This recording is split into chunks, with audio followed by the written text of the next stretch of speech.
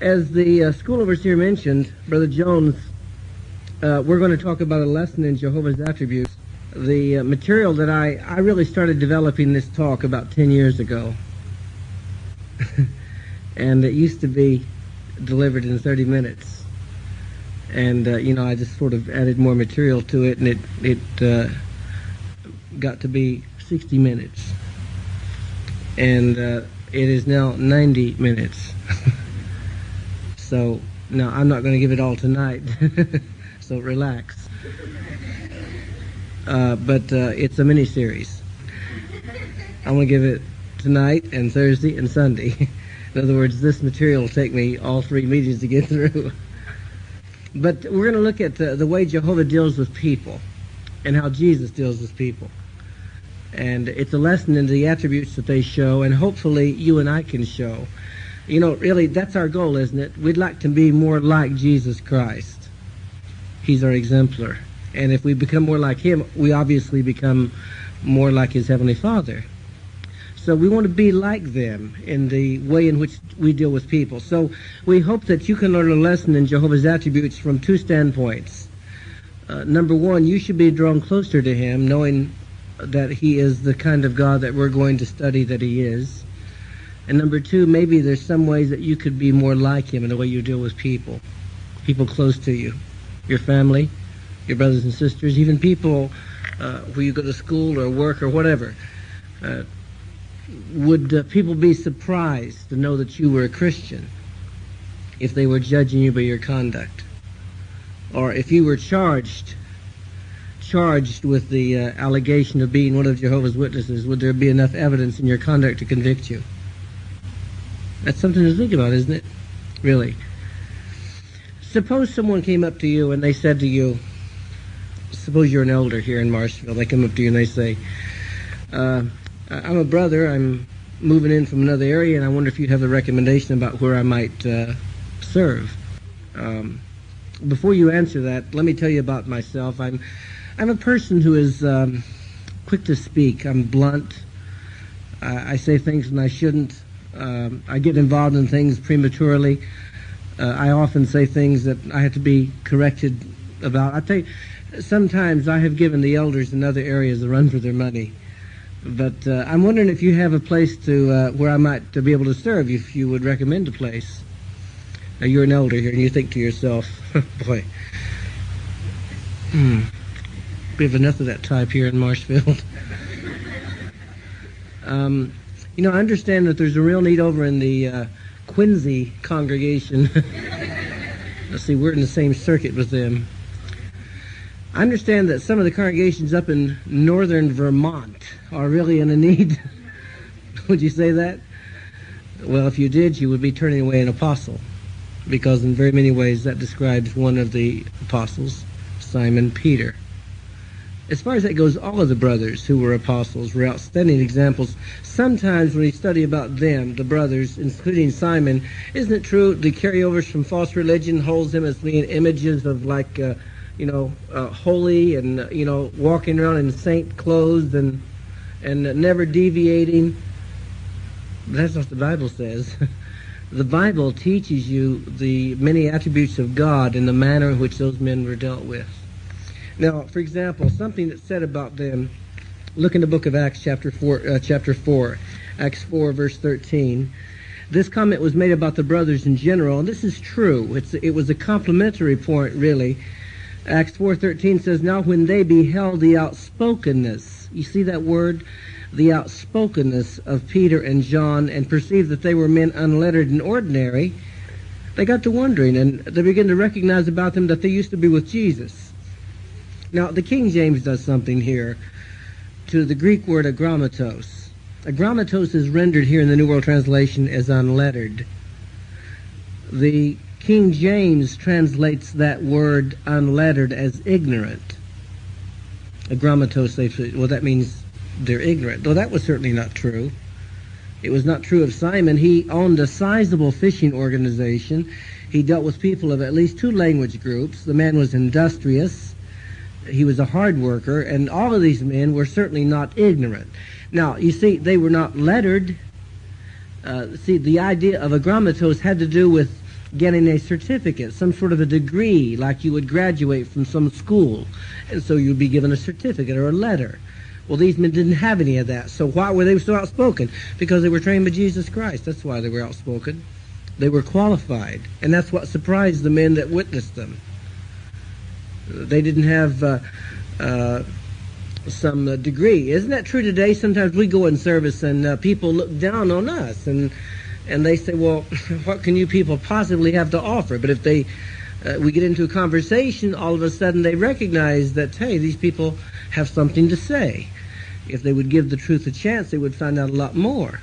But because they prematurely cut us off and don't let us give a chance to get the message across to them, it's unfortunate for them. That's going to cost them their lives in many instances. But we don't go there. And, you go to some of these places with their names on the door, and after their name there's several letters, PhD, DDT, or all these letters that indicate, some secular accomplishment. And but we are unlettered because we haven't graduated or attended one of their theological seminaries. Seminaries, the same thing, same results, dead. You see, it's very much like the apostles. But let's go back now, and what I'm going to do now, and I've done this, I made this adjustment when I was developing this material. I took the SI book. This is really not hard to do, this kind of material. I took the SI book and the aid book, a couple of watchtowers. And I, by checking closely in the chart about Jesus' life and ministry, put down the events that we're going to read in the order of their happening. In other words, we're going to follow from the very time Simon learned the truth all the way until the end of Jesus' earthly ministry, and see how Jesus dealt with him and the other brothers there, and learn a lesson about Jehovah's attributes. So John chapter 1 is our first reference, John 1.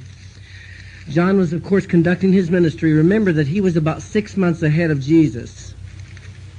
And so in John chapter 1, verse 35, it says that the next day John was standing with two of his disciples. Now, they are named later. If you drop down to verse 40, one of them is named Andrew. It says the brother of Simon Peter was one of the two that heard what Jesus said, or John said, and followed Jesus. What did he do with this information? Well, he did the same thing you did. When you learned the truth, very likely, you wanted to tell somebody about it, someone close to you. So he said, this one found his own brother Simon, verse 41, and said to him, we have found the Messiah, which when translated means Christ. Now, he led him to Jesus. Now, here's the first time Jesus ever laid eyes on this man. He's never seen him before. He comes into eye contact with him, and Andrew brings him up. Andrew doesn't say a word, and look at what Jesus says. Jesus looked upon him. He said, you are Simon, the son of John. How'd you like to have someone walk up to you and say, you've never met them before, and tell you your name and who your father is? See, not only did he do that, look at what else he said. You are Simon, the son of John. You will be called Cephas, which is translated Peter. In other words, you are Simon, and from now on you're going to be called something else. I mean, could we maybe have a cup of coffee before we decide this? I mean, is this something arbitrarily we're going to do? See, boom, bing, I met you and I changed your name. See, there must be something behind that. Jesus did not do that to confuse people. There was always a meaning behind what he did, just like with Jehovah. There's always a meaning in his action. Something very, very powerful behind what he was doing. You get an idea of that because look at the next time he meets somebody else. Verse 43 talks about coming into contact with someone else. Drop down to verse 47. Verse 47, it says, Jesus saw Nathanael coming toward him and said about him, and again, he's never saw him before, doesn't know the man from Adam. Well, he knows Adam, come to think of it. He helped create him. But anyway, he doesn't know him. He hasn't met him. In verse 47, he says, see an Israelite for a certainty in whom there is no deceit. Next verse, Nathanael says, how do you know that about me? We've never met. You see, Jesus could look at an individual and immediately make an accurate, flawless judgment about the kind of person they were, what they were like inside. He can see right down into the heart. See, so that's why he said, this is an honest man. This man is not deceitful. And so now going back to Simon, what did he see in Simon that made him want to say that you are Simon and from now on you'll be called Cephas? It has to do with the meaning of Peter or Cephas. Anyone know what it means literally? What does it mean literally? Cephas or Peter? Rock. It literally means a piece of rock. So what Jesus saw in this man was a rock-like quality, a stability. This man would be a rock for God. He would be a stabilizing influence in the congregation. If he could just be polished and developed and worked with, he would really be a rock for the congregation of God. Not the foundation stone, which you see false religion has jumped on and made a big deal out of that and blown it out of proportion and also taken it out of context, but nevertheless a rock, a stabilizing influence for the congregation of God. Now, people who maybe were there and knew of this man and knew his disposition, and they may have wondered, I wonder if Jesus knows what he's doing here. I mean, after all, he just met him. I mean, if he'd been around a few weeks ago or yesterday when we had a conversation, you might think of a different story. See, in other words, here's the human element. Isn't that what humans? Aren't we great judges? Humans with their tremendous insight. What do we base our insight on? What we see and what we hear. Big deal. Does that give you the whole picture? How many people know the truth about what happened in all these incidents over the years because the judges base it on two things: limited, what they see, what they hear. That doesn't give you the full story. That's why we have grand juries and hung juries and trials and months and years of deliberation, and you still don't know what the answer is. But see, God and Jesus Christ, Jehovah and his son, boom, immediately. I mean, there'd be no need for a courtroom. You don't need one. Boom, you're guilty. Innocent, guilty, innocent. Forget about it. So they have tremendous insight there. But humans, they allow Jehovah's process to work in the congregation sometimes, and appointments or recommendations are made, and then humans come up with this: I don't know, I think the brothers made a mistake here. I know they prayed the Holy Spirit, but I don't believe they... Wouldn't it be better to leave that matter in the hands of those who are authorized to handle it and let Jehovah take care of that? If there's a need for an adjustment, he'll make it. And not try to second-guess the operation of the Holy Spirit. This is the way congregations have been formed and set up for a century under the direction of God's organization, and they are prospering. The scripture that was cited tonight, wisdom is proved righteous by its works, with what's happened. Learn a lesson from that. At any rate, now, let's go back to the next account I'm taking you is Matthew 18. We're going to be jumping back and forth from account to account, but we're doing this chronologically. Now, suppose you picked up the Bible and you started reading Matthew, Mark, Luke, and John in the order in which they appear in the Bible. Look at Matthew chapter 4, and let's look at verses 18 through 20. Walking alongside the Sea of Galilee, Jesus saw two brothers, Simon, who is called Peter, and Andrew his brother, letting down a fishing net into the sea, for they were fishers. And he said to them, "Come after me, and I will make you fishers of men." At once, abandoning the nets, they followed him. Now, if you didn't read the other account, you might think this is the first time they met. In fact, a lot of religious leaders will read this and suggest that this was a spur-of-the-moment decision, snap judgment. Hello, who are you? I'm Jesus. We'll be your followers. You know, no thought behind it, emotional, boom, snap judgment, no real depth in making that decision. But now you should be able to see something. Look at it in verse 18 and tell me what you see there that tells you this can't be their first encounter. Sister Mosley, what do you see? Just answer, please. Yes, he already had his name, see.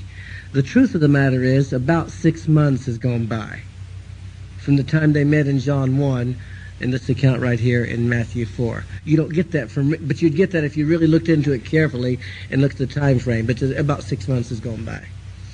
Not only that, but Matthew does something, and this shows you the value of reading the parallel accounts. So you're at 4 Gospels. So we're going to go to another account, Luke chapter 5, which takes Matthew's 3 verses and gives you a much broader picture of what happened during this incident at Matthew 4, 18 to 20. Let's go to Luke chapter 5 and see how Luke expands on what Matthew reported. Luke gives us a lot more detail. If you look at Luke 5, it talks about Jesus. Verse 3 says, or verse 2 says, he saw 2 boats docked at the lakeside. but the fishermen had gone out of them and were washing off their nets. So going aboard one of the boats, which was Simon's, he asked him to pull away a little bit from land. Then he sat down and from the boat and began teaching the crowds. When he ceased speaking, he said to Simon, now remember, we've got 6 months of association with Christ here. We don't know how many times they really had association or what they did, but there's time. Plus we got this experience. So you're going to see why there's a basis for their becoming Jesus' disciples. It was not a judgment of just made real quickly. It was made after thought and consideration. And look at this experience.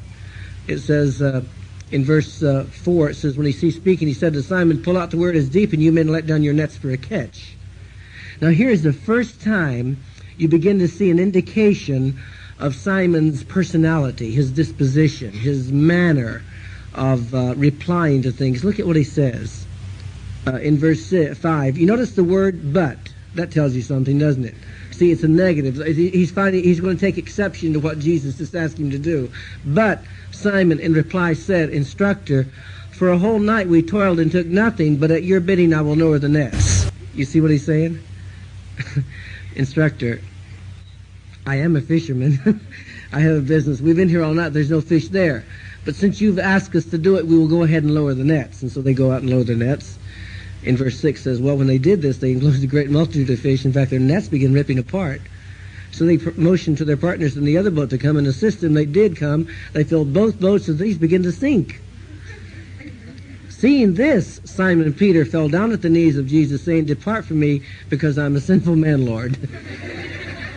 I should have never opened my mouth. Then verse 11 says, so they brought the boats back to land, abandoned everything, and followed him. You see, there was a basis for this action. It was not snap thing. 6 months plus this experience that broke the camel's back. They had a basis for their action. It was based on faith and conviction from their experience with Christ Jesus. It was not like these revivals where people storm up and get baptized and saved, and they go off the next day, go back into the same life pattern, and so forth. We learn another lesson from this, too. We don't force people into categories. People are different. Growth rates vary from person to person. But doesn't it seem reasonable that when we are assisting people, we want them to become disciples? Doesn't it seem reasonable that in a reasonable amount of time, they should be doing something progressively in the interest of the kingdom and God's work, and there should be some sign of appreciation. Hopefully in 6 months, it could be meeting attendance, or maybe it's almost like we're looking for them to drop some of their nets, some of the things that they might be entangled with or hung up on. We're looking for some sign. There's some people who studied longer than the people who are studying with them. They come in, everybody comes in the congregation, people move in, pioneers. There's a study over young conducted. She's been studying about 30 years. They study longer than the people who are in the truth. But we're looking for people that want to make disciples, who want to become disciples. And we find them in a reasonable amount of time. We're looking for some progress. So, show us that you really want to serve God. You just don't want the companionship of his people. It's nice to have good companions, but what good is it if you're not serving the Creator, see? So we're looking for signs of progress when we work to help people. A year goes by from the time Jesus first met Peter. A year goes by. Or from the time Jesus took them as his disciples, and he's going to make the appointment to the office of apostle. And that takes us to the book of Matthew chapter 10, and verse 2. You'll notice here that, of course, this was another case of Jesus spending a lot of time. This is somewhere around the year 31 of the Common Era. Jesus prays all night in making this appointment to Jehovah. He seeks the guidance of the Holy Spirit, obviously, and as he says there, Matthew 10, verse 2 says, the names of the 12 apostles are these, and then he lists them. Now, you'll notice there, he mentions first Simon, the one called Peter, and then his brother Andrew.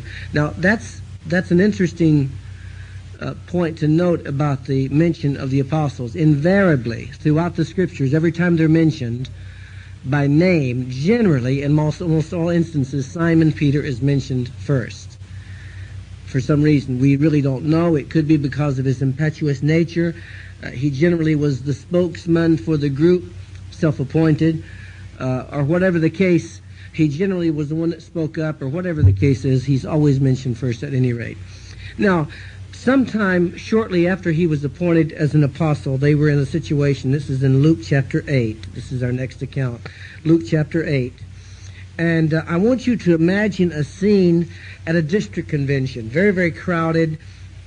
Almost like at break time, and you know there's not enough food.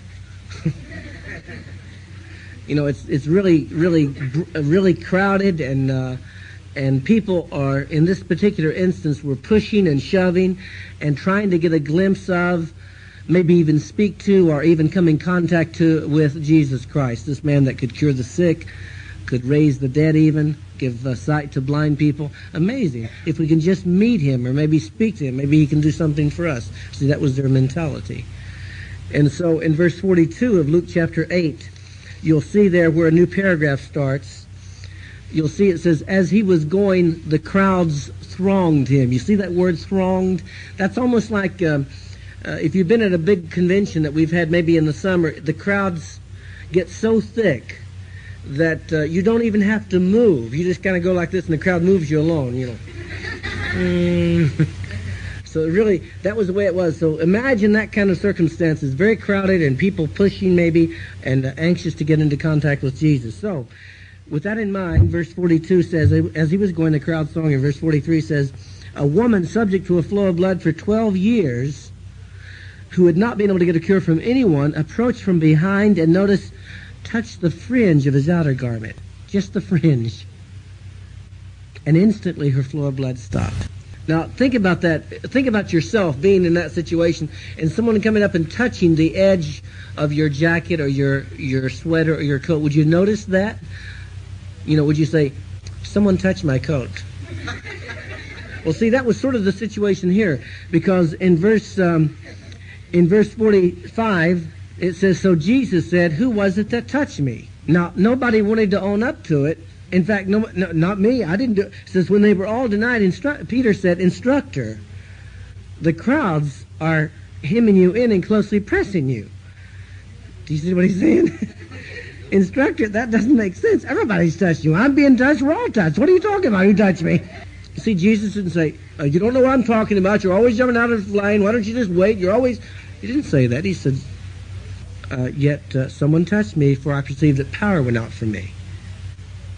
Oh. I thought you meant foot and mouth. And then verse 47 says, seeing that she had not escaped notice, the woman came trembling and fell down before him and disclosed before all the people the cause for which she touched him and how she was healed instantly. He said to her, daughter, your faith has made you well. Go your way in peace. Jesus always maintains his composure. He didn't let the shortcomings or imperfections of others cause him to lose his Christian personality. A good example for you and I, to bear up under these types of things and hope that people can do the same with us, and not to take ourselves so seriously that we feel that everything's got to be just so. Things are never just so.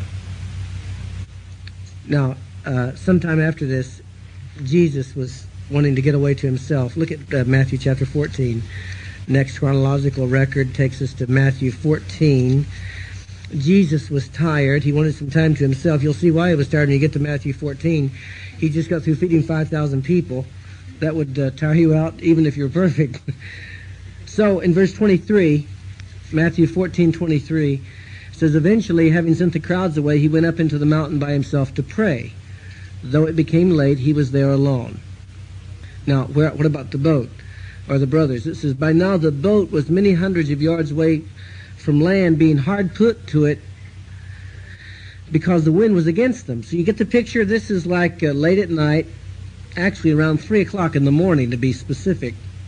And there's a wind storm developing over the water.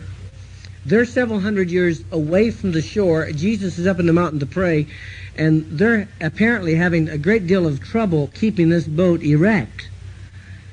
And so in verse 25 it says, now imagine this windstorm developing. There's probably a lot of howling. The boat's rocking back and forth.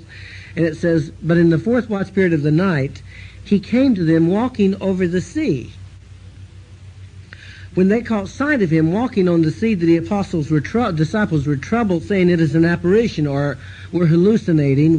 This is a vision. It's not real. And they cried out in their fear. Well, you'd probably do that, wouldn't you? You're in the boat and it's about to turn. Here comes somebody walking across the water. What would you do? Scream? Faint? Fall out of the boat? But now, when they cried out in their fear, Jesus recognized they were afraid of this, what they considered to be a hallucination. So he says, "Take courage, it is I, have no fear." In reply, Peter said to him, "Lord, if it is you, command me to come to you over the water." Is that you, really? If it is, I want to do what you're doing, and so prove it. So Jesus says, "Come." Now, this takes an element of faith here on Simon's part, because he does step over the edge of the boat, puts his foot on the water, and starts walking across the water and going toward Jesus. What a miraculous experience. It was a miracle. I mean, can you imagine being involved with Jesus in that miracle, walking on the water? He must have been speechless. And he starts walking toward Jesus. But now notice in verse 30, tell me, if you look closely, what was it that caused him to get afraid and then start to sink? You see closely? But looking at the windstorm, he got afraid. And after starting to sink, he cried out, "Lord, save me." Immediately, stretching out his hand, Jesus caught hold of him and said to him, "You with little faith, why did you give way to doubt?" And they got into the boat, and the windstorm abated. You see, Peter was distracted by his environment. His circumstances, or the things around him, distracted him, and he took his eyes off of the person he was involved with, the one he knew had all the answers, and all the marbles, and all the cards. And he let himself be distracted, and as a result, he lost out on a privilege of being involved with Jesus in a miracle. Lesson? This is a lesson for us. When you get dedicated to Jehovah God, you become a disciple of his Son, Jesus Christ. A very special, a very precious, a relationship to be treasured. But is it possible that the windstorms around us, whatever they may be, our personal lives, pursuits of the world, domestic problems, economic pressures, what about this? What about that? What about the other? What about the, and you hear people say, "I can't do this, I can't do this."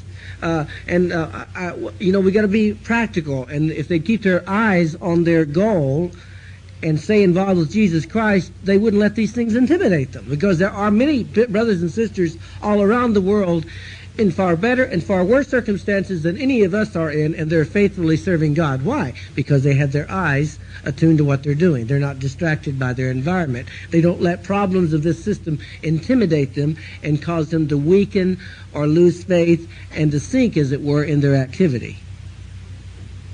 And then if something happens that we do fall into that kind of situation, are we wise enough and intelligent enough, the way Simon was, to know where to look to for help? He says, "Lord, save me." He knew where to look. Now, just recently, the faithful and discreet slave, which has been authorized by Jesus Christ to reach out into the congregation, as it were, and to help those persons who are spiritually unstable, or perhaps they have drifted away, become inactive, no longer participating in the modern-day miracle of producing disciples. And what you do in changing people's personality and help them to serve God is far more impressive than walking on water.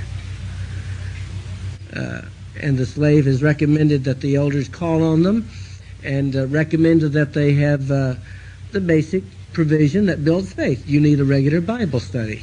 At this point, it doesn't seem that you're able to handle this yourself. We'd like to recommend a strong brother or mature couple or sister that can work with you and study the Bible. Don't worry about service right now. We'd like to get you back on your feet spiritually so that you can, again, enjoy the kingdom activity. You realize how many people, when the hand of Christ, through that arrangement, was extended to them, have said, "No, I don't want that." How could somebody that dedicated their life to God come to that conclusion? I don't know. But they have. Many of them have. Is it pride? Maybe it is. Maybe they don't want to be helped.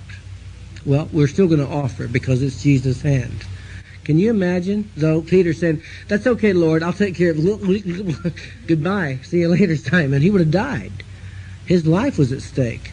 Far more greater today, our life is at stake.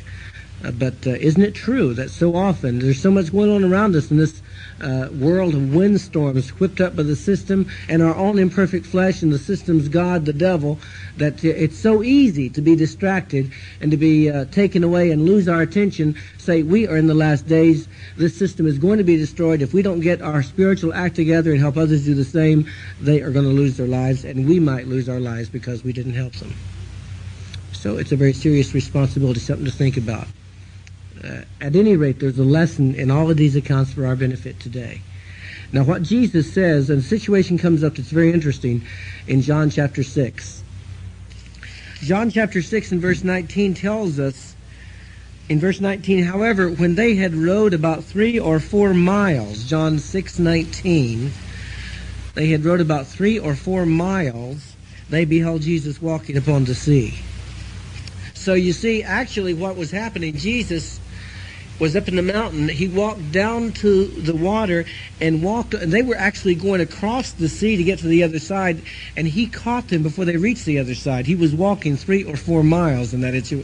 So he was not just right off the coast or, just a few hundred feet, but 3 or 4 miles he was walking. No wonder they were scared. So they said, how could this happen? Well, that's what happened.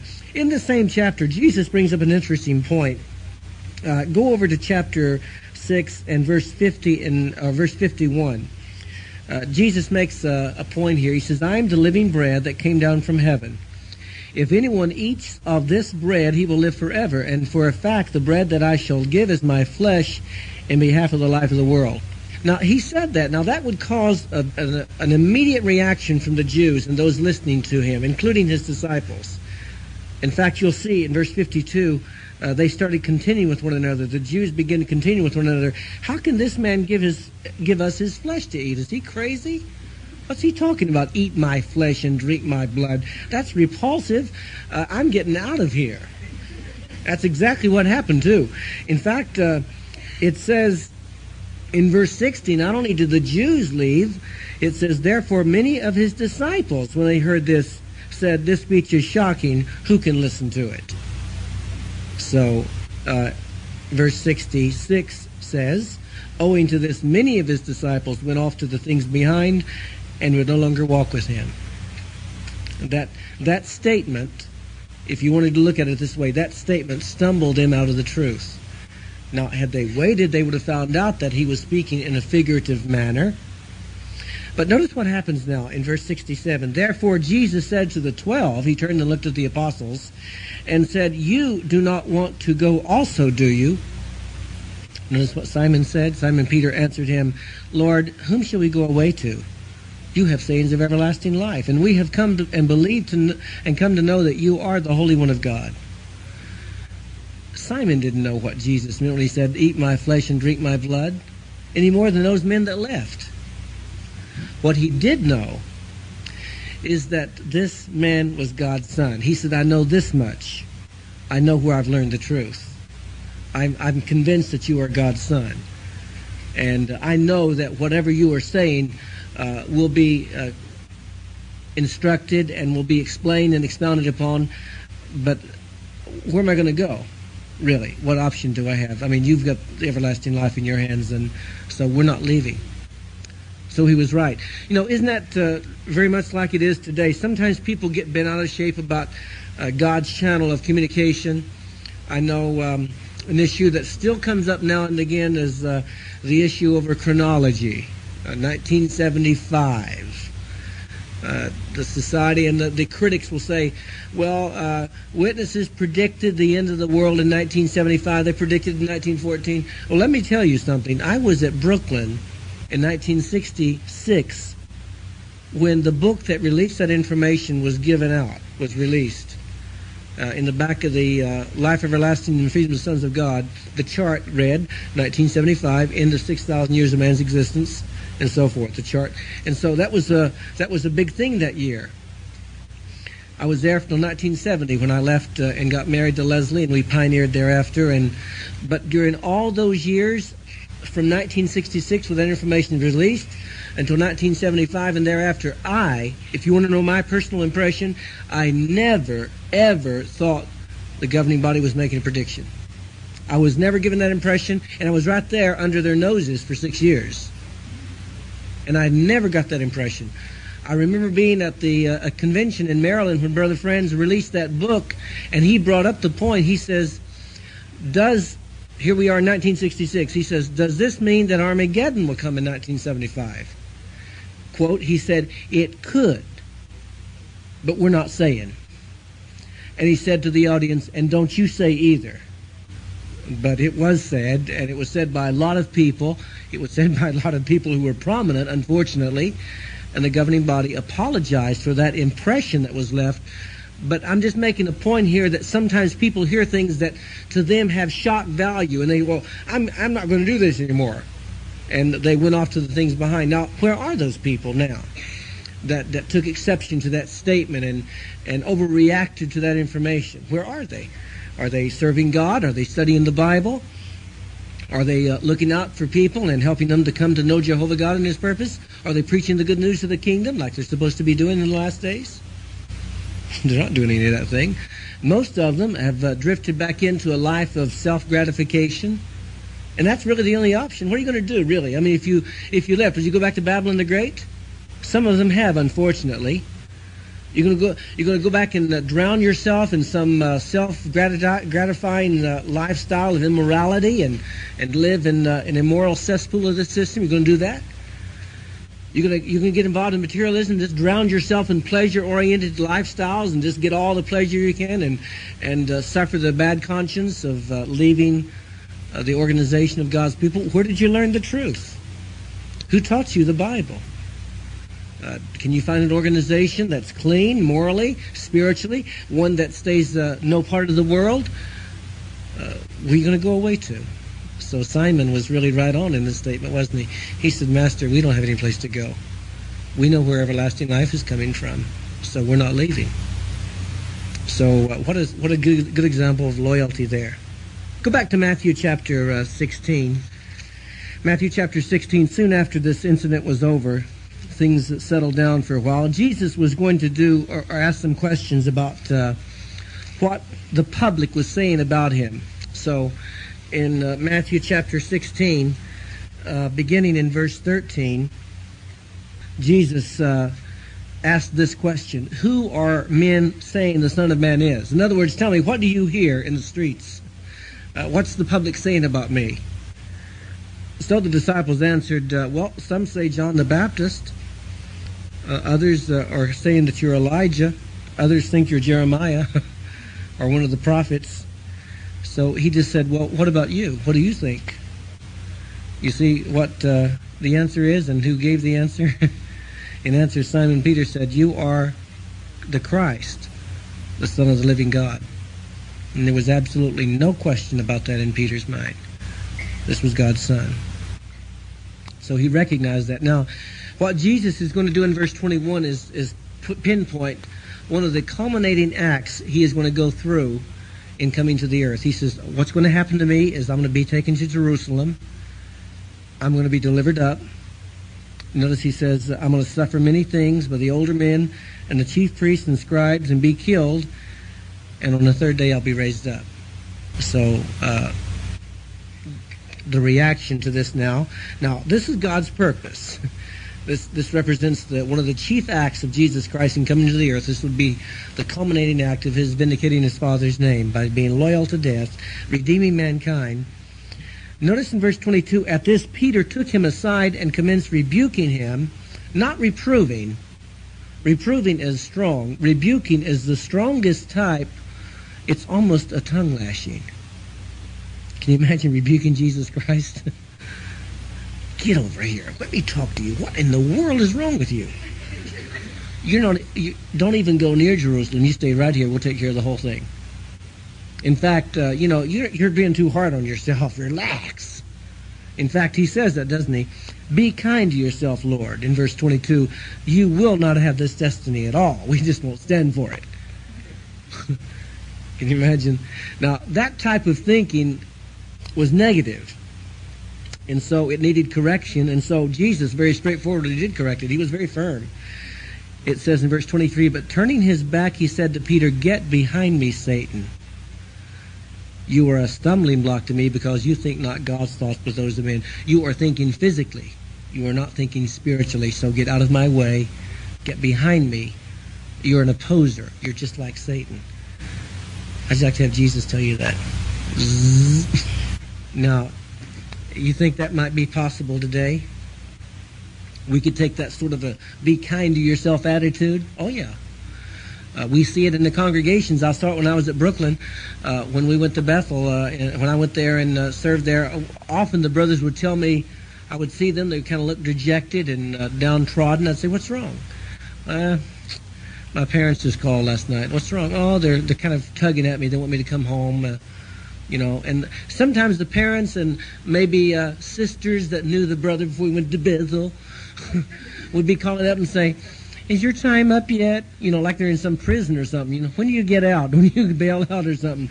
And come home, we need you, we miss you. Or someone in the congregation might be interested in going to Bethel. And, well, I don't know. You go to Bethel, there's a lot of work there.